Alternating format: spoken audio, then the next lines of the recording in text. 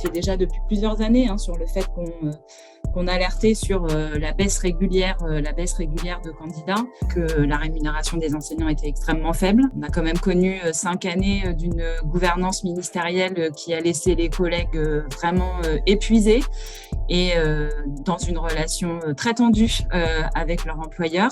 Et ça aussi, ça n'a pas échappé aux étudiants qui envisageaient de rejoindre les métiers de l'enseignement et de l'éducation. Le levier, c'est clairement vraiment celui de la rémunération, mais ce n'est qu'un levier, c'est-à-dire que ça ne suffira certainement pas. En tout cas, les retours qu'on a, nous, des jeunes enseignants ou des jeunes CPE, finalement, ceux qui ont commencé le métier font part très, très tôt de besoins de formation qui ne sont pas comblés et qui ont pour conséquence de les amener à des conditions de travail et d'exercice de leur métier qui sont assez compliquées et qui peuvent rendre l'exercice du métier difficile. Donc, ces choses-là, les étudiants le savent.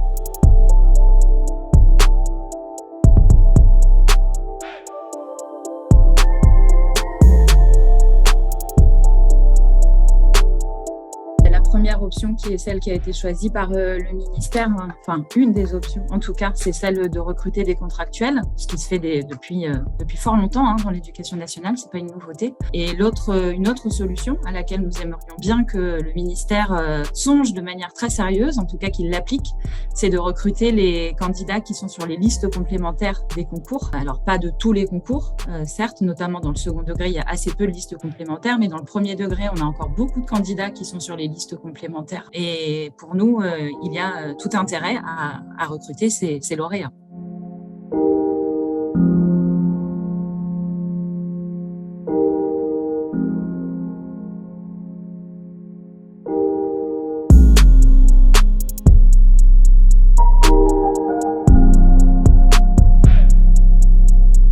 Dans le second degré, sont les mathématiques, les langues vivantes, les lettres modernes, la technologie, vraiment les matières principales, mais on a aussi des disciplines en tension dans l'enseignement professionnel et dans l'enseignement technologique. On peut l'expliquer par exemple pour les mathématiques par le fait qu'à niveau de diplôme équivalent, à savoir un Master 2, un emploi, notamment dans le secteur privé, sera certainement bien mieux rémunéré que le métier d'enseignant.